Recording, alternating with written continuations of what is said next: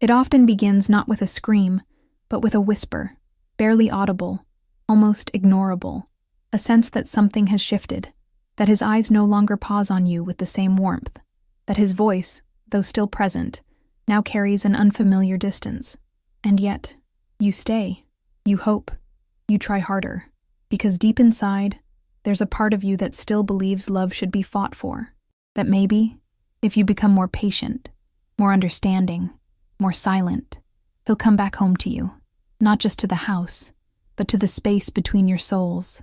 Louise Hay would remind you that betrayal does not start with the other.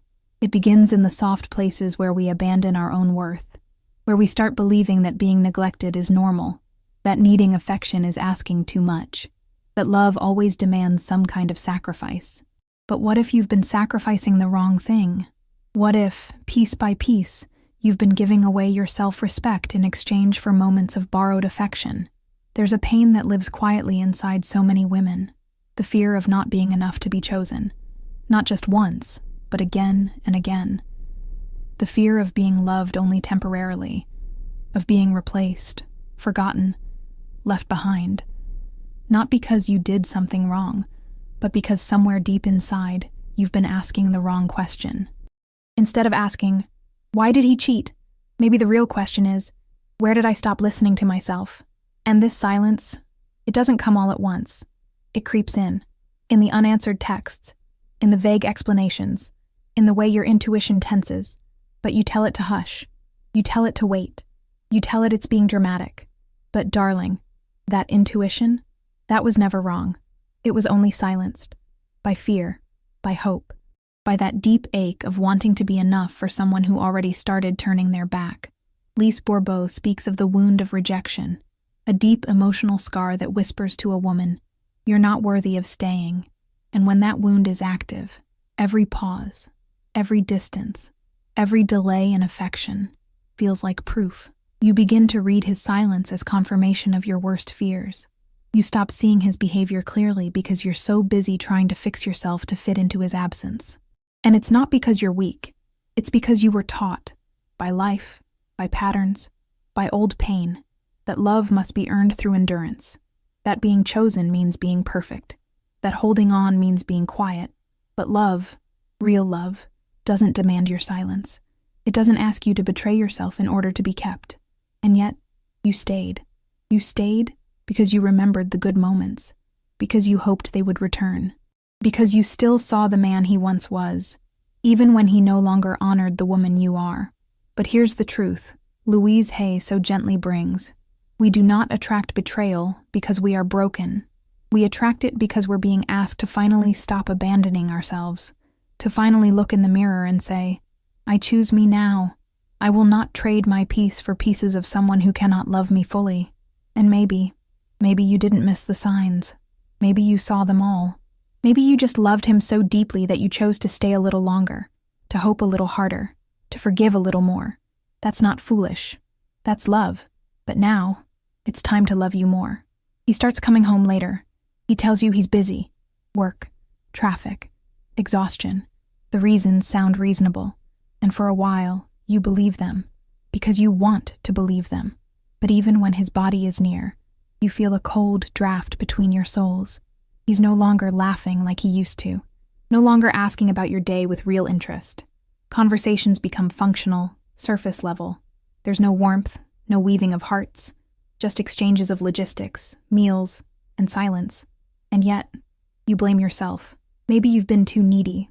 Maybe he's just stressed. Maybe it's just a phase. But deep down, you know this isn't what love feels like. Not the kind you deserve. This is how emotional absence disguises itself, as busyness, as distraction, as detachment. It's not that he stops showing up. It's that he shows up without presence. And the most dangerous thing? You start adapting. You lower your expectations so you don't get disappointed. You begin making excuses for the way he drifts. You convince yourself that love is patient, even when it feels empty. But Louise Hay would whisper, you've been trained to see his silence as your fault. And that belief is where the real wound begins. Because you weren't wrong to want connection. You weren't wrong to feel the distance. What's painful is not the absence. It's the gaslight that follows. the inner conflict that tells you not to feel what you're feeling, the quiet war between your heart and your hope. And it doesn't happen all at once. It's slow, subtle, almost loving in its cruelty. He says he's tired, and you tell yourself to wait. He says nothing's wrong, and you tell your heart to hush. But what if that silence isn't just stress? What if it's the early tremor of something deeper, something already breaking, already shifting? Because right after the coldness comes the flood, a sudden sweetness, a kiss on the forehead, a compliment that seems out of place. He brings flowers, maybe. He holds your hand more. He's suddenly attentive, but in a way that feels off. There's affection, yes, but not intimacy. There's attention, but no real presence. It feels like a performance, not a reunion. And that's what leaves you confused. Because it looks like love, but it doesn't feel safe. That's when guilt walks into the room, wearing the mask of tenderness. When a man who has drifted emotionally returns suddenly kind, it's not always because he missed you. Sometimes it's because he's hiding something from you, and from himself.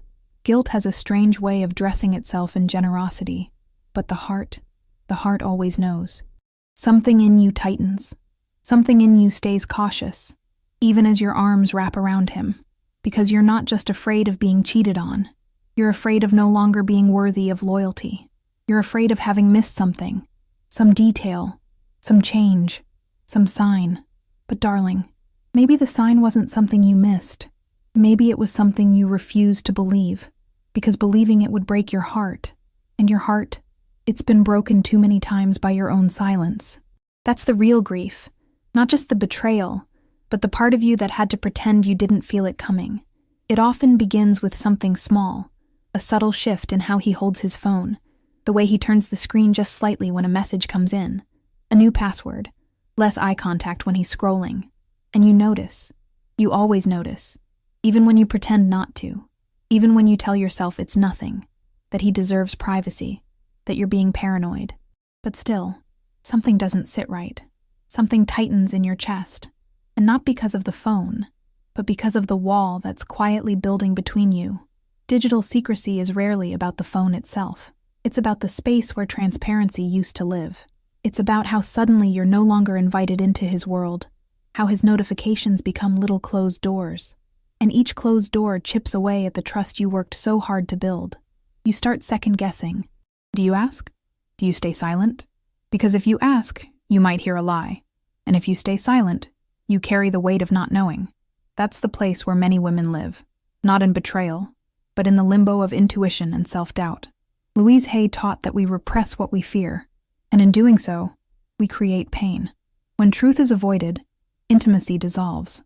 When honesty is hidden behind locked screens and vague explanations, it's not about privacy anymore. It's about disconnection. And deep down, you don't want to be a detective. You don't want to investigate. You want to trust. You want to rest in the safety of being chosen openly, proudly, and fully. But what happens when you try to speak? When you find the courage to say, "This is hurting me," and he responds not with understanding but with blame. Suddenly, your needs become accusations. Your intuition becomes irrational. "You're too sensitive," he says. "You're always imagining things." And just like that, the truth you carry inside gets dismissed like a child's fantasy. That's not love. That's deflection. That's gaslighting wrapped in the tone of concern. And here's the most dangerous part. You start believing him. You start doubting your feelings more than his actions.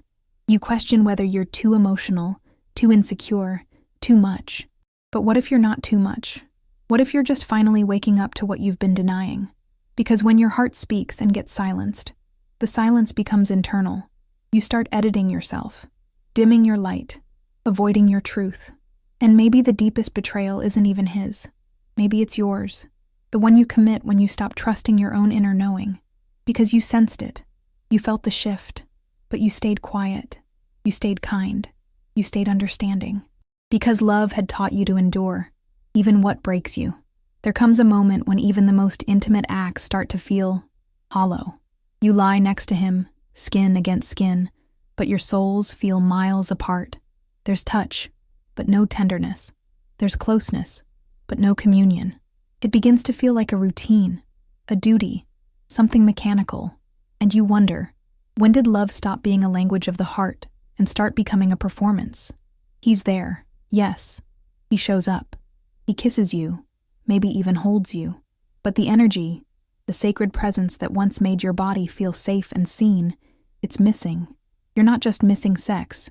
You're missing sacredness. That feeling that your body matters, not just as an object of desire, but as a vessel of emotion. You long to be touched with intention, not just with habit. You long for the kind of intimacy that makes you feel alive, not used. But what do you do when the body stays and the soul walks away? When you begin to sense that his touch is no longer a bridge, but a mask, a cover, a way to keep up appearances while something deeper unravels. You start to feel like a stranger inside your own relationship. You begin to wonder if you're crazy, if maybe this is just what long-term love feels like. But deep down, something in you aches, because your body remembers the difference between presence and performance, between love and obligation, and it hurts. It hurts to give your body to someone who's no longer emotionally with you. It hurts to pretend the connection is still there, and maybe the most painful part is pretending to yourself, because you've started to sense a pattern, the emotional withdrawal, the sudden waves of guilt-fueled affection, the vague explanations, the digital distance, and now, this, a coldness beneath the surface, a going through the motions kind of closeness. But what if you stopped blaming yourself for feeling it? What if you stopped telling yourself that this numbness is normal? Louise teaches that what we do not express, we repress, and it becomes pain. And maybe your body is speaking where your voice cannot. Maybe this absence, this disconnection, is not about desire. It's about dishonesty, not just his, but yours too. The dishonesty of pretending you're not hurting. And that's where the heartbreak really deepens, not just in being cheated on, but in feeling invisible while still being touched. There's a loneliness that lives inside the body when intimacy becomes a performance. And that kind of loneliness is the kind that doesn't go away with company. It only fades when you start telling yourself the truth. Then one day, something shifts again.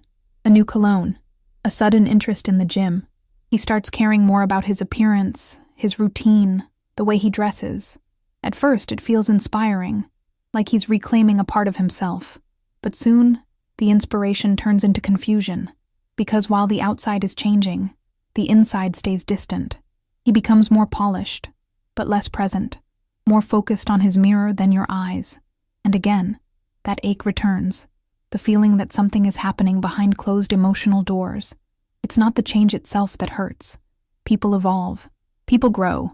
But growth without sharing is a kind of disappearance. When he starts transforming but doesn't bring you along, it's not self-improvement. It's emotional exile. You feel like a spectator in a life that used to be shared. And even worse, you start questioning yourself. Am I overreacting? Am I jealous? Am I not supportive enough? But deep down, you know that real change comes with transparency, with conversation, with intimacy. When someone is still connected to you, their transformation invites you in. It doesn't push you out. And when they pull away without explanation, it's not self-care. It's concealment. Louise Hay reminds us, what we don't express, we repress, and it becomes pain. And in this case, it becomes your pain, your confusion, your fear of asking questions you're not sure you want answered. So you smile, you say, you look nice. You pretend not to notice the sudden secrecy, the unspoken shifts. You play supportive when inside. You're unraveling, because there's a part of you that still wants to believe, still wants to trust, still clings to the hope that maybe, just maybe, it's all in your head. But it's not in your head. It's in your heart, in your gut, in your intuition that's been screaming beneath the surface. And the most painful part? You stop trusting your own inner voice.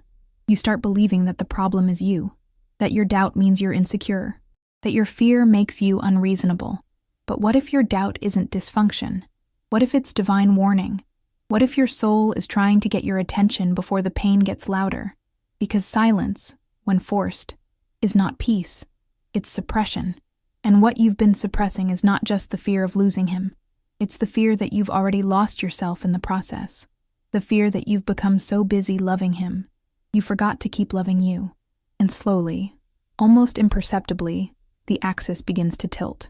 You stop questioning him and start questioning yourself. Not just once, but repeatedly. You doubt your memory, your feelings, your instincts. You wonder if you're too sensitive, too reactive, too emotional. Every time you bring up what's been hurting, and he brushes it off, a piece of your inner knowing dissolves.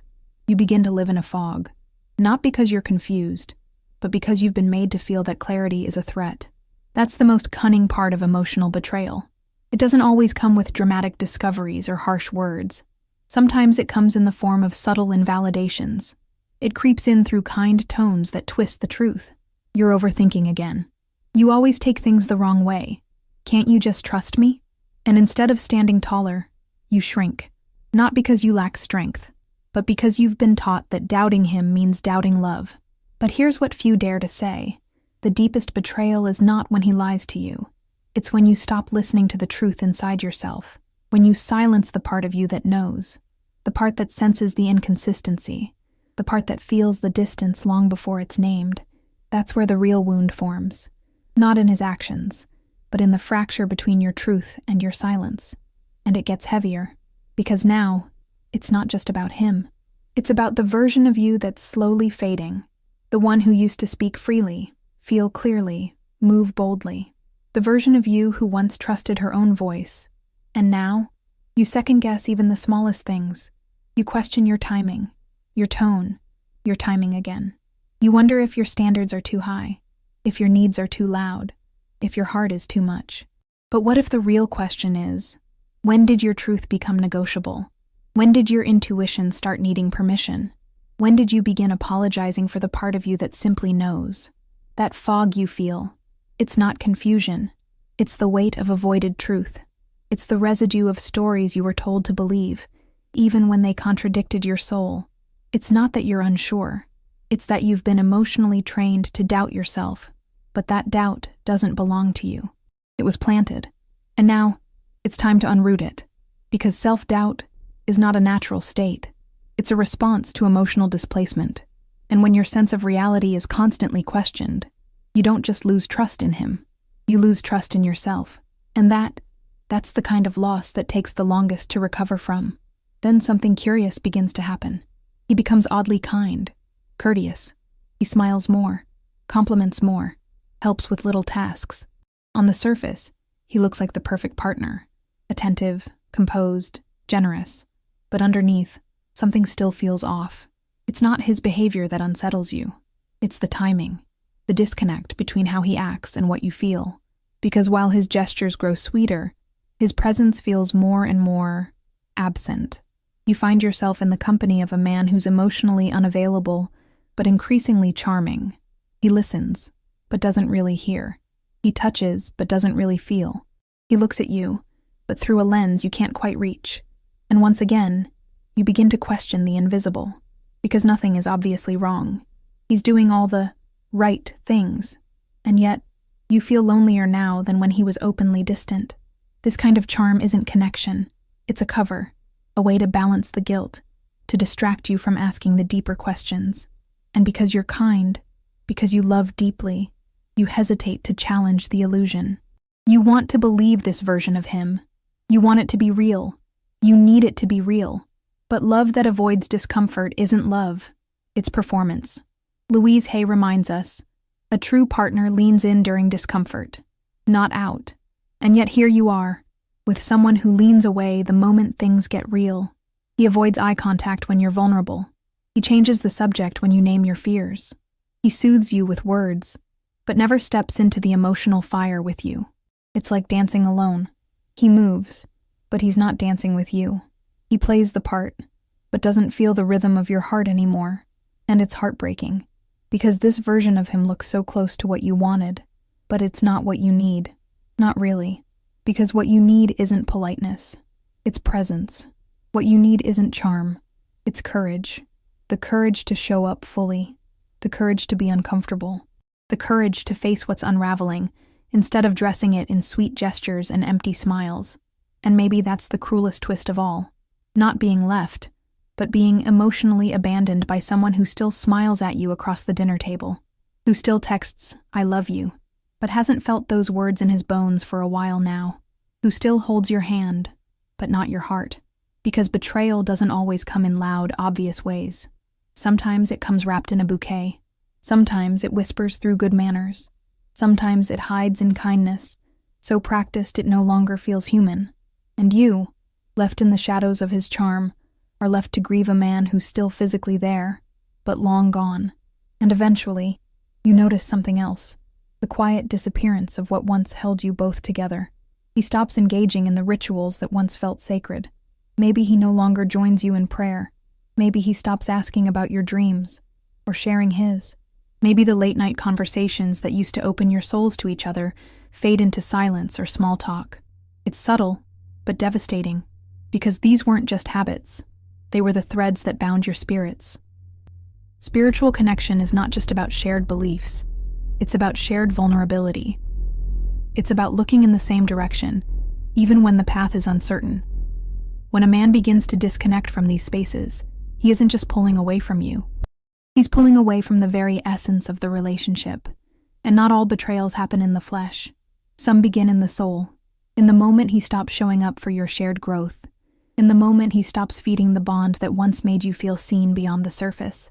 At first it feels like distance, then like neglect, and then like a kind of spiritual grief, because you're still there, still hoping, still reaching for that place where hearts once met. But he's no longer meeting you there, and you start to feel like you're holding the relationship together alone, with rituals, with effort, with prayers he no longer joins. And that's the sign we're rarely taught to read, that when a man stops honoring what's sacred between you, it's not just a phase, it's a redirection, a signal that his soul has drifted, even if his body remains. Louise Hay might say, when someone stops growing with you, they start growing away from you. And sometimes, that growing away is the beginning of a deeper betrayal, the betrayal of shared purpose, shared values, shared spirit. It's painful to accept, because we want love to mean permanence. We want the spiritual bond to anchor us. We want to believe that what we built together can withstand anything. But bonds must be fed. Intimacy must be chosen, again and again. And when he stops choosing to show up for the invisible threads that once tied you together, it's not because you've failed. It's because he no longer wants to be held accountable to the kind of love that requires depth. And so, the rituals fade, the prayers stop, the dreams no longer get spoken, and you're left wondering if the man who once felt like a soulmate has now become a stranger sitting beside you. Not because he stopped loving you outright, but because he stopped loving the version of himself who knew how to meet you soul to soul. There comes a moment when clarity pierces through the fog, not through confrontation, not through proof, but through a quiet, unshakable knowing, a realization that the signs were never meant to torment you. They were trying to teach you that the silence, the distance, the shifts in energy weren't punishments. They were mirrors, calling you back to yourself, asking you softly but urgently, how much longer will you abandon yourself for someone who has already left you in spirit?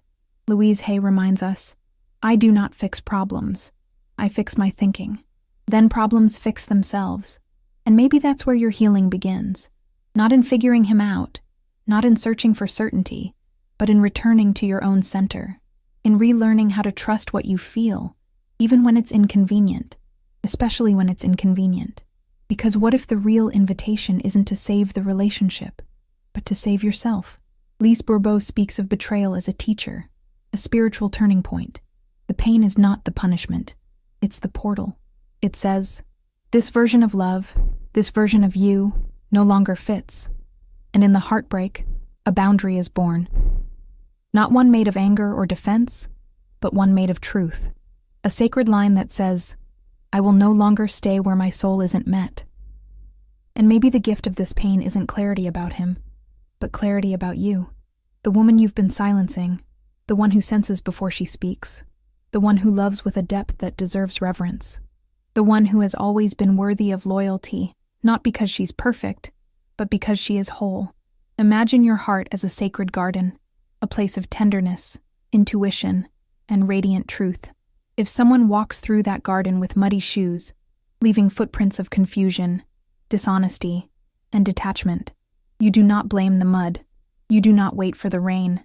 You close the gate, Not in rage, but in reverence. Not to punish him, but to protect the soil where your new life will grow. And as you stand there, hand on your own gate, heart still mending, something shifts. You realize that maybe you never needed proof of dishonor to begin honoring yourself. Maybe you never needed him to validate your pain for it to be real. Maybe the signs were never about him at all.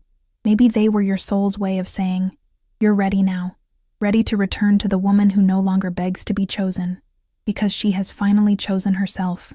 If these words reached you, if you felt seen in this space, I invite you to subscribe and continue walking this path of emotional clarity and sacred self-respect with me. There's another video waiting for you right here on the screen, a gentle continuation of everything we opened today. Click on it when your heart is ready. I'll meet you there.